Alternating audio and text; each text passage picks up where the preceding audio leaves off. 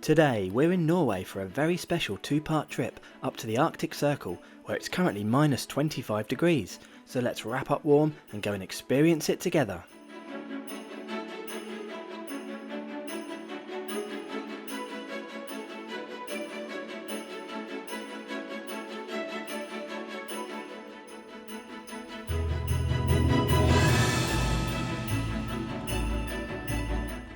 Over the next two videos, we'll be taking a day train and a night train, travelling for nearly 19 hours and 1,300 kilometres from Oslo, first to Trondheim and then on to Bodø, which lies at 67 degrees north inside the Norwegian Arctic Circle. But first, let's have a look around Norway's Christmassy capital. I just love Scandinavia at this time of year. The short days mean you can experience a proper festive lights extravaganza for much of your visit. From Christmas markets to ice rinks, big wheels and over-the-top decorations, I simply love it. We also had time to sneak in a sunset fjords cruise for a few hours around beautiful Oslo Bay. Yes, it was around minus 13 degrees here, but the warm mulled wine, hot chocolate and endless thick blankets on board kept us going. Before we head to the station, let me take a few moments to tell you about today's video sponsor, Level 8. Level 8 make exquisite luggage which is every bit as stylish as it is practical. I'm travelling with one of their 20-inch Gibraltar carry-ons this trip, and I absolutely love how it looks and rolls so effortlessly over any surface. Its aerospace grade aluminium magnesium alloy makes it super light and durable, and it also comes with heavy duty TSA approved locks and a lifetime warranty for peace of mind. Click my link above or in the description below now for up to 15% off everything this Christmas. No discount code needed. Once again, a massive thanks to Level 8 for sponsoring this video.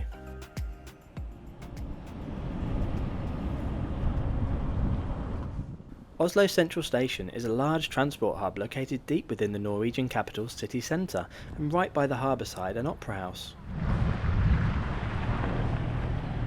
It has a few entrances, but I think I'll use this one today, located on the station's south side.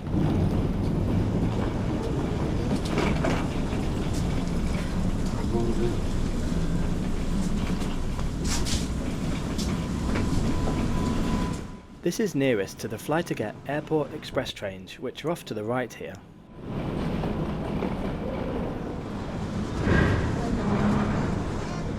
Down on the ground floor, the station has a wide variety of retail establishments which are mainly convenience stores, coffee shops and newsagents.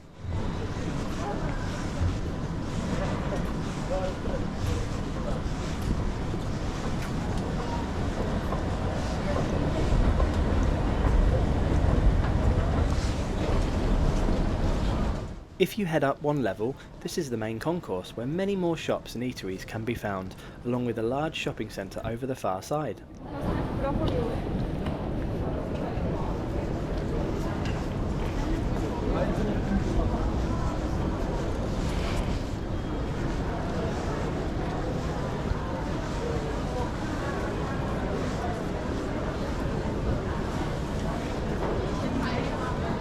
This is also where the ticket vending machines can be found.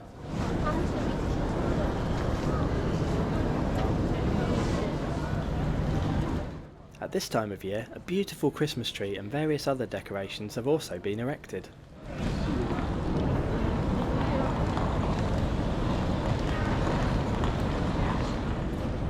Train 1 of our epic trip north today is the 1447 R60 service from Oslo to Trondheim.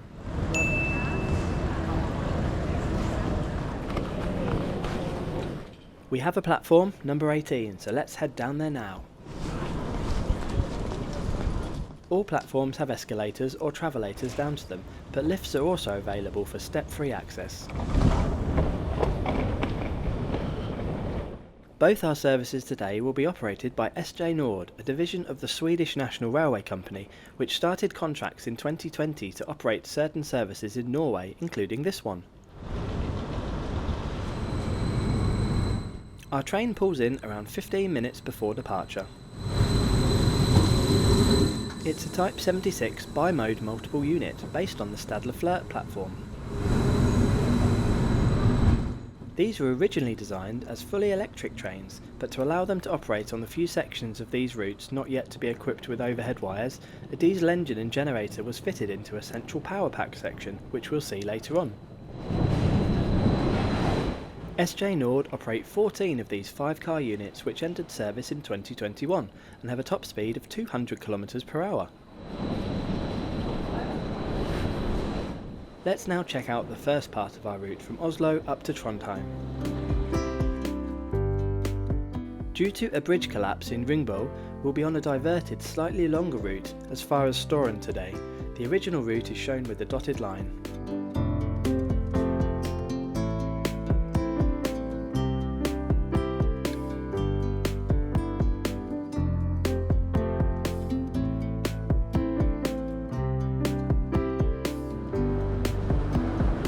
Boarding is nearly level with the platform, but wheelchair lifts are built into the train next to the wheelchair spaces and accessible toilet. We'll check them out a bit later on.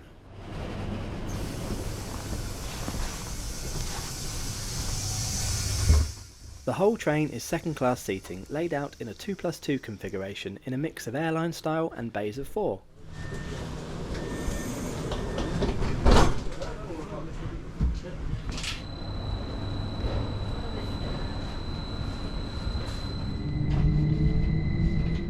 We depart a few minutes late at 2:50 p.m.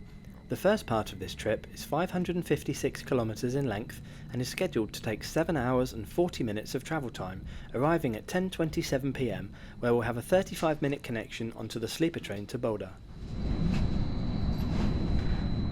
This may sound brave, but I bought it as one ticket and it's a guaranteed connection, so if our train was to be delayed, the sleeper would wait for us. The combined price I paid for 2 people sharing on this Oslo-Trondheim-Bodø ticket, including a private compartment on the sleeper train, was 782 Norwegian Krone, which is outstanding value. Book early, as there are only a certain number of these promo fares available and they go fast. You can easily end up paying more than this price for just the Oslo to Trondheim leg of this trip.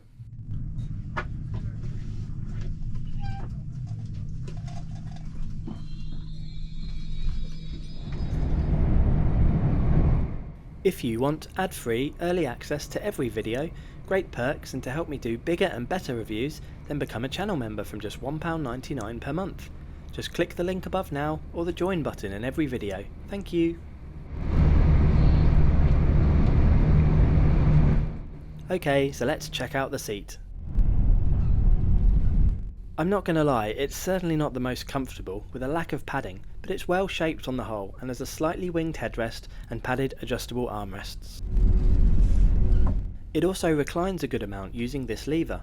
You can also move the seat base independently using a lever underneath it. Legroom is okay, but nothing special, and there is a handy adjustable footrest on the seat in front of you.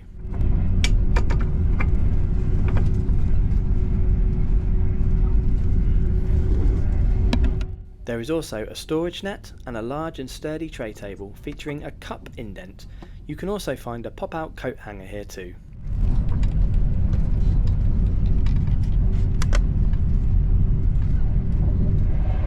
Underneath your own seat are 2 220-volt standard European style power sockets. Above your head you'll find personal reading lights, more coat hooks and a full-length sunblind if for some reason you want to block out the train window views.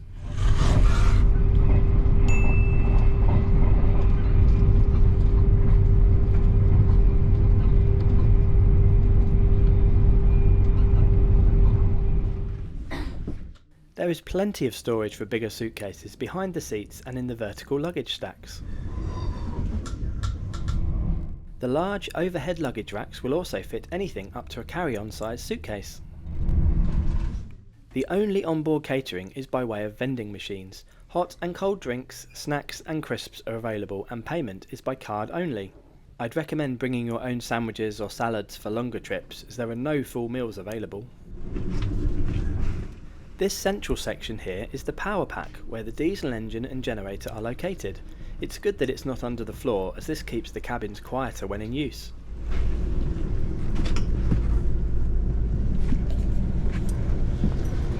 Handy digital displays are located throughout the train, showing the route, timings and our progress.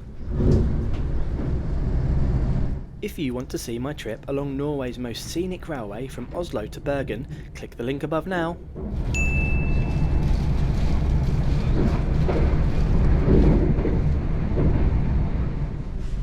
Here are the wheelchair spaces, of which there are 4 in total, with companion seats too.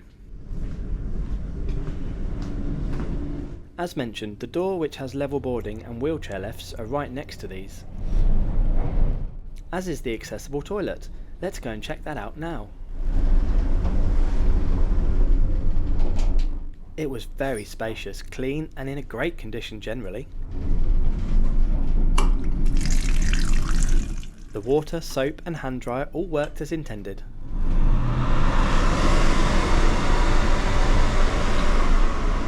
And the toilet paper was stocked up throughout the trip.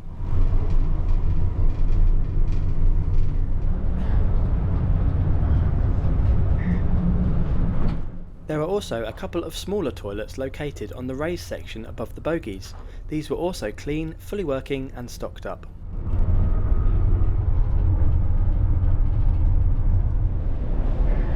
Lastly, in the vestibules you'll find general waste and recycling bins, along with a defibrillator, which is great to see.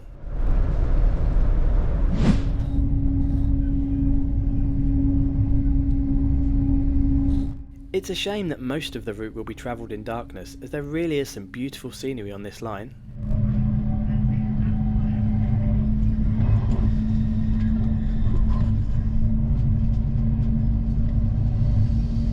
I'll try and show you some using some editing trickery, but it doesn't come out the best.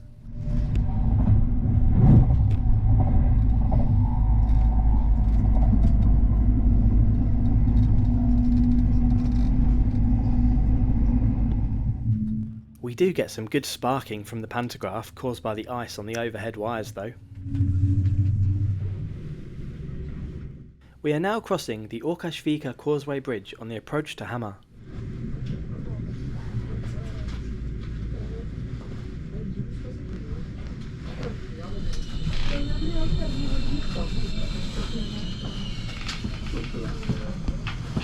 This is where we will diverge from the regular route, which would see us continue ahead via Lillehammer. In fact, we now reverse back the way we came and fork left on the Rurasbahn.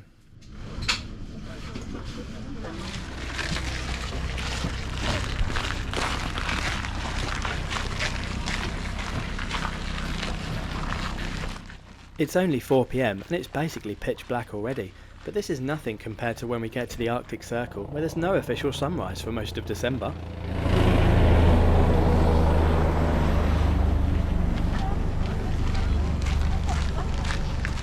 Back on board and I make it time for some food. So I brought some smoked salmon sandwiches, Pepsi Max and some fudge courtesy of the Finnair Lounge along with me today. I also treated myself to a hot chocolate from the onboard vending machine. It was actually pretty good and cost 25 Krone. Certainly not outrageous for Norway or on a train. Free Wi-Fi is available for all passengers and this worked very well, much better than my 4G data, and I could even stream YouTube on it with speeds around 20 megabits. That just about sums up all the amenities on the train, so I'll now fast forward a few hours as there's nothing much to see out the window either. The train really quietened down loads in the last hour, which was lovely to have some more space. Exit the train on your... On the approach to Trondheim, the conductor announces the platform for our sleeper train to Bodø. Passengers for Bodø, night train for Bodø. This train will leave from track number 4 at 5 minutes past 11. Night train for Bodø, leaving from track number 4, 5 minutes past 11. We're here in good time, just a few minutes late, and have got around 30 minutes before its scheduled departure. That will be the second video in this 2-part series, coming up next Friday. In summary, I thought this was good, but not a great trip. The train was comfortable and clean enough, and the fast and free Wi-Fi was very welcome.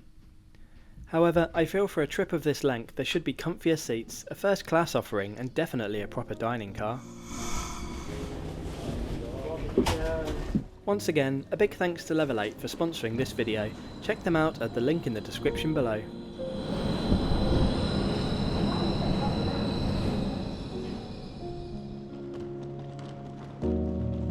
Have you been on any train trips where it was super cold outside before? Which route did you do and how did you find it? Let me know in the comments below. By the way, I'm always open to new video ideas, so send me a DM on Instagram or Twitter if there's anything you really want to see on the channel.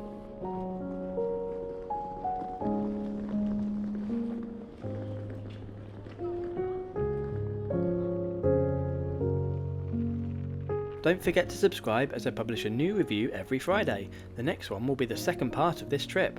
Thanks for watching and I'll see you next week.